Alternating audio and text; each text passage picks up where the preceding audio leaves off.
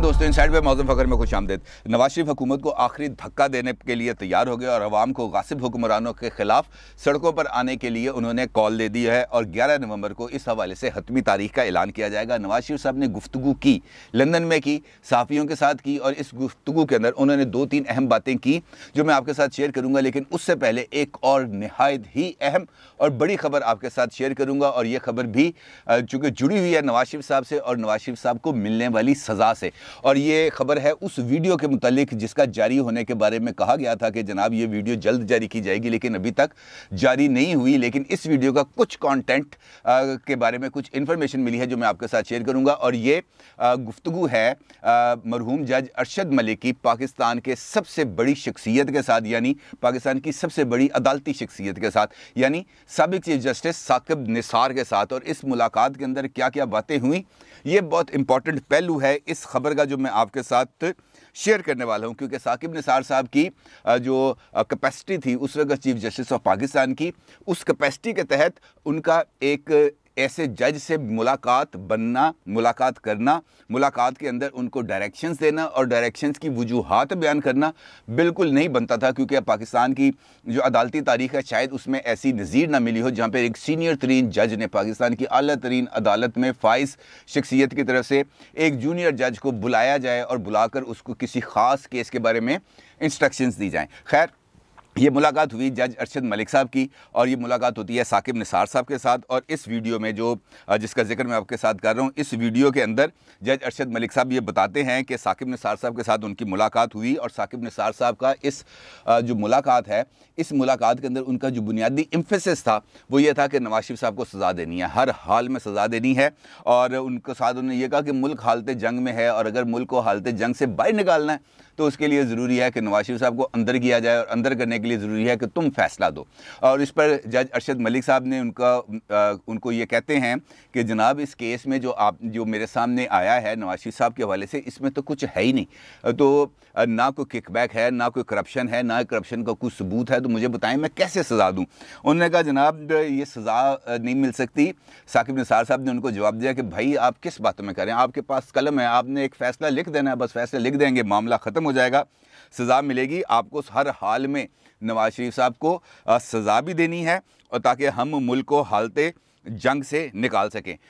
तो ये उस गुफ्तगू का एक छोटा सा कंटेंट है जिसमें क्लैरिटी के साथ इस बात का अंदाज़ा होता है कि पाकिस्तान में किस तरीके से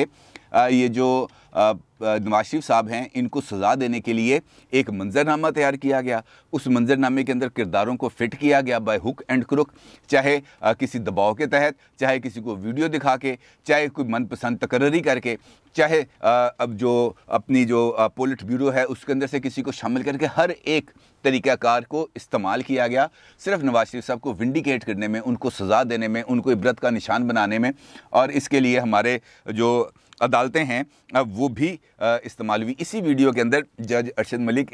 एक और एतराफ़ करते हैं। वो ये कहते हैं कि मुझे रातों को नींद नहीं आती थी। जब मैंने नवाज शरीफ साहब के हवाले से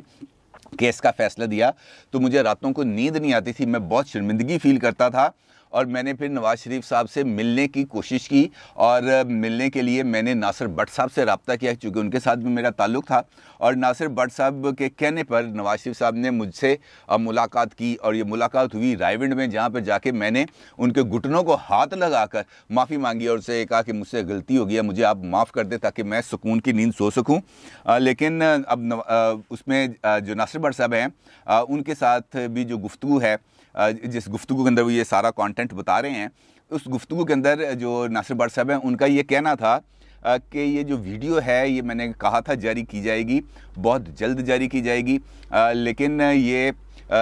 इशू कुछ ऐसे चल गए हैं जिसके दौरान ये वीडियो का अभी जारी होना मुमकिन नहीं है। लेकिन अगर हमारे इश्यूज़ को प्रॉपर्ली एड्रेस ना किया गया तो फिर ये वीडियो यकीनी तौर पर सामने आएगी। अब जिस तरह के हालात चल रहे हैं पाकिस्तान में, जिस तरीके से लोग महंगाई की चक्की में पिस रहे हैं, जिस तरीके से एक मुकम्मल तौर पर एक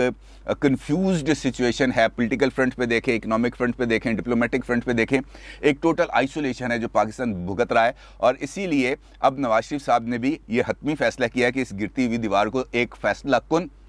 हमला करके इसको गिरा दिया जाए, इस पर धक्का दिया जाए, जिसके लिए उन्होंने आवाम को कॉल दी है कि जनाब ये बाहर निकलने का वक्त है। कब तक आप सिसकियाँ लेते रहेंगे, कब तक आप ये बोझ बर्दाश्त करते रहेंगे, कब तक आप ये जुल्म सहते रहेंगे। ये वक्त है बाहर निकलने का, और ये बाहर निकलने का हतमी तारीख का ऐलान भी किया जाएगा। नवाज शरीफ साहब ने जो मीडिया से गुफ्तगू की उसमें उनका ये कहना था कि अब तो हद हो गई है, बल्कि ये मामला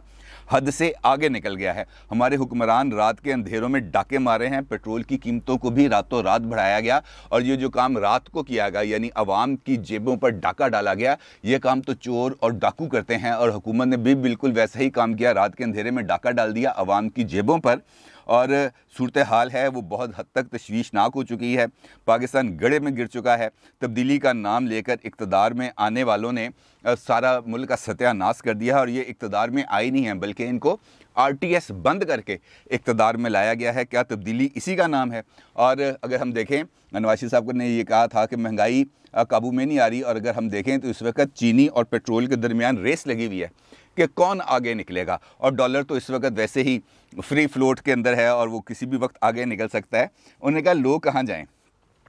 जाएं, लोगों के पास पैसे नहीं हैं फ़ीसें देने के, दवाइयाँ लेने के, खाना खाने के, आटा चीनी चावल ख़रीदने के, घी इस कदर महंगा हो गया है कि लोगों की वो जो पहुँच है उससे बात आगे निकल गई है। यहाँ पर उन्होंने अगली जो बातें की 2-3 वो बहुत ज़्यादा इंपॉर्टेंट है, क्योंकि इसके अंदर उन्होंने अपने ऊपर जो गुजरने वाली कैफियत हैं उसका भी जिक्र किया। उनका ये कहना था कि आपने हमारे साथ जुल्म करना था, कर लिया, इंतकाम लेना था, ले लिया, हम तो पत्थर के इंसान हैं, हमने ये दुख सह लिया, ये गरीब कहाँ जाएं, ये किससे फरियाद करें। उन्होंने कहा, उन्होंने अवाम से पूछा कि क्या आप इसी तरह सिसकियाँ लेकर ज़िंदगी गुजारते गुजारते ख़त्म हो जाएंगे या उठेंगे और हालात का सामना करेंगे, हालात का मुकाबला करेंगे और इस फाशिस्ट रजीम से छुटकारा हासिल करेंगे, क्योंकि यही रास्ता है बचने का, और यही रास्ता है मुल्क को बचाने का। अवाम तहैया करे, शहबाज शरीफ साहब और मरीम नवाज़ साहिबा भी उनके शाना बशाना निकलेंगे। उन्होंने आवाम से कहा कि आओ बाहर निकलो, मरीम का और शहबाज शरीफ साहब का साथ दें, और ताकि ये आपको इन मुसीबतों से बाहर निकालें। अब जो सूरत हाल बन रही है, इस सूरत हाल के अंदर एक तो हो रहा है PDM का सरबराह इजलास आज हुआ है। इस इजलास के अंदर बुनियादी तौर पर 2 नकाती एजेंडा था जिस पर गौर किया गया। एक जो पार्लियामेंट का इजलास हो रहा है, मुश्तरका इजलास, जिसके अंदर नैब ऑर्डिनेंस और ये जो इंतखाबी इस्लाहात का बिल है ये पेश किया जाएगा, और किस तरीके से अपोजिशन ने हुकूमत का रास्ता रोकना है, इस सारे सिनेरियो पर गौर किया गया। और दूसरा जो एक और अहम पहलू है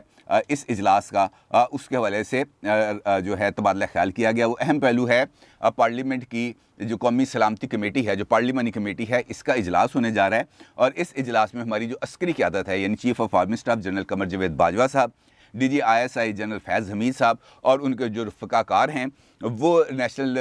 असम्बली के और सेनेट के अरकान को, जो नेशनल जो कौमी सलामती पार्लियामानी कमेटी के मेंबरान हैं, उनको ब्रीफिंग देंगे। और इसके लिए दावत उन्होंने तमाम अरकान असम्बली को दे दी है। और देखना यह है कि इस इजलास में इमरान खान साहब शिरकत करेंगे या नहीं करेंगे, क्योंकि पिछले इजलासों में तो कभी उन्होंने शिरकत नहीं की, और इम्कान यही है, गालिब इम्कान यही है कि इस इजलास में भी इमरान खान साहब शरीक नहीं होंगे। लिहाजा उनकी अदम मौजूदगी में एक मरतबा फिर अरकान असम्बली को ब्रीफिंग दी जाएगी। आज के इजलास के अंदर जो मेरी मालूमात हैं यही एजेंडा रहा है, उससे आगे नहीं। अलबत्ता जो नवाज शरीफ साहब की खुसूसी दरख्वास्त पर 11 नवंबर को जो PDM का सरबराह इजलास होने जा रहा है उसका एजेंडा ज़्यादा अहम है, क्योंकि उस एजेंडे में ये जो लॉन्ग मार्च है हुकूमत के ख़िलाफ़, इसके बारे में ना सिर्फ हतमी तारीख़ का तयन किया जाएगा, उसका तरीक़ाकार का तयन किया जाएगा, बल्कि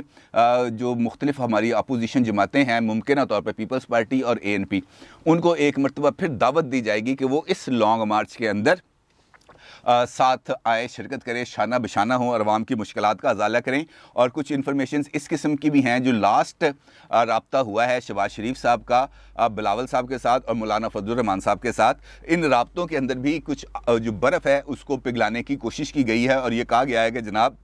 ये हमें मिलजुल कर ही ये काम करना पड़ेगा। PDM के प्लेटफॉर्म से करें, PDM के प्लेटफॉर्म से अलग होकर करें, आप PDM के अंदर बाज़ाब्ता शामिल हों या ना हों, लेकिन इस लॉन्ग मार्च के अंदर आपको शिरकत की दावत दी जाएगी। यानी उन्होंने पीपल्स पार्टी को कहा आपको शिरकत की दावत दी जाएगी और आप अगर इसमें शिरकत करेंगे तो ये पाकिस्तान की आवाम के लिए बहुत बेहतर सूरत हाल होगी। और अगर ऐसी दावत पीपल्स पार्टी या ANP को मिलती है तो मेरा ये ख्याल है कि उनको इस दावत को कबूल करते हुए ये जो आखिरी धक्का लगाने वाली एक्टिविटी है इसके अंदर शामिल होने चाहिए, क्योंकि आवाम की फलाह बहबूद लीडर्स की ईगो से बहुत ज़्यादा बड़ी है। क्योंकि इस वक्त जो सिचुएशन हम जिसका सामना कर रहे हैं ये सूरत हाल इस बात के तकाजा करती है कि इस वक्त तमाम इख्तलाफात को भुला दिया जाए, लोगों की फलाह बहबूद पर तवज्जो दी जाए, लोगों को महंगाई के चुंगल से निजात दिलाने की कोशिश की जाए जो एक दीमक की तरह मुझे और आपको काट रही है, खा रही है, गला रही है, पिघला रही है, क्योंकि इसके अलावा और कोई रास्ता नहीं है। और अगर कोई और रास्ता है तो वो क़यादत का रास्ता है और क़यादत को उस रास्ते को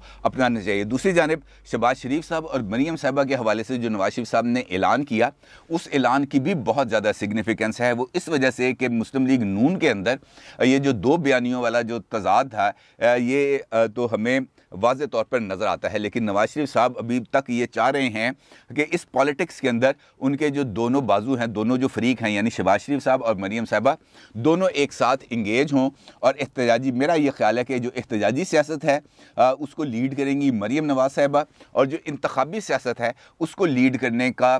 जो मौका है वो मिलेगा शहबाज शरीफ साहब को, ताकि ये दोनों फरीक एक जो आइसोलेशन है उससे बाहर निकलें और एक टीम बनकर आगे बढ़ें, हर एक का रोल मुतय्यन कर दिया जाए। और अगर ये अग्रेसिव सियासत करनी है यानी एहतजाजी सियासत करनी है तो एहतजाजी सियासत शहबाज शरीफ साहब के बस का काम नहीं है। यकीनी तौर पर नवाज शरीफ साहब को भी इस बात का इदराक है, लिहाजा उन्होंने दोनों नाम लिए, यानी एक जो आहिस्ता आहिस्ता आगे बढ़ने का अमल कर सकता है यानी इंतखाबी सियासत, उसके अंदर शहबाज शरीफ साहब, और जो अग्रेसिव सियासत है जिसका मकसद लोगों को मोबिलाइज़ करना है, लोगों को बाहर निकालना है, लोगों को मोटिवेट करना है, वो उन्होंने टास्क दे दिया मरीम साहिबा को। लिहाजा मेरी इतलात के मुताबिक ये जो एजिटेशनल पॉलिटिक्स है इसको लीड करेंगी मरीम नवाज साहिबा और जो इलेक्टोरल पॉलिटिक्स है उसको लीड करेंगे शहबाज शरीफ साहब। और फिर किसी जगह पर जाकर इस बात का फैसला हो जाएगा कि मुस्तकबिल के अंदर अगर मुस्लिम लीग नून की गवर्नमेंट बनती है अगले इलेक्शंस के नतीजे में तो उसका सरबराह कौन होगा, उसका अभी तक हतमी तौर पर फैसला नहीं किया गया, लेकिन ये बात तय कर ली गई है कि इंतखाबी सियासत को कौन लीड करेगा और ये जो मुज़ामती सियासत है या जो एजुकेशनल पॉलिटिक्स है इसको कौन लीड करेगा। और मेरा ख्याल है कि नवाज शरीफ साहब का बहुत अच्छा फैसला। नवाज शरीफ साहब ने अपनी ये जो गुफ्तगू है इसके अंदर जिन नकात का जिक्र किया, ख़ासतौर पर जो पत्थर का इंसान है वो बहुत ज़्यादा इंपॉर्टेंट बात की और वाक़ईतन नवाज शरीफ साहब ने और नवाज शरीफ साहब की फैमिली ने ये तमाम चीज़ें भुगती हैं और उनको इस बात का इदराक भी है कि लोगों को खामखा इस चक्कर के अंदर घुन के अंदर पिस दिया। बात वही आएगा, आपको याद है कि वो ज़रूर मिसल है, वो कहते हैं हाथियों की लड़ाई में फसल का उजाड़ा होता है, तो ये नवाज शरीफ साहब और इस्टेब्लिशमेंट दो हाथी थे जो आपस में लड़ पड़े, लेकिन उजाड़ा मेरे और आप जैसों का हो गया जो इमरान खान साहब के हत्थे चढ़ गए हैं और उन्होंने खूब हमारा भुरकस निकाला है। अब देखते ये हैं कि ये जो फसल का उजाड़ा है ये कब ख़त्म होगा। अपनी राय का ज़रूर इज़हार कीजिएगा। आपका बहुत शुक्रिया। अल्लाह हाफ़िज़।